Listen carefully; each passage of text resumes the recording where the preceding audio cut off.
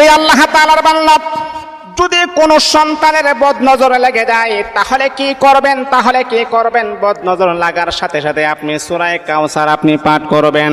সূরা কাউসার একবার পরে সন্তানের বাম গালের মাঝে আপনি ফু দিবেন, আবার দ্বিতীয়বার সূরা কাউসার আপনি পড়বেন, সন্তানের ডান গালে আপনি ফু দিবেন, তৃতীয়বারের মাথায় আবার যখন আপনি সূরাতুল কাউসার যখন আপনি পড়বেন, সন্তানের কপালের মাঝে আপনি ফু দিবেন, তারপরে আপনি 3 বার দুরূদ শরীফ পাঠ করবেন।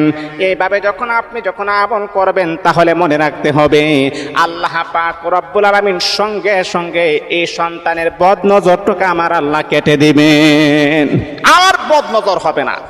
মানুষের বদনজর এত খারাপ, যদি কোনো সন্তানের বদনজর লেগে যায় দেখবেন তার চেহারাটা দিনে দিনে আরো হালকা হয়ে যায়, চিকন হয়ে যায়।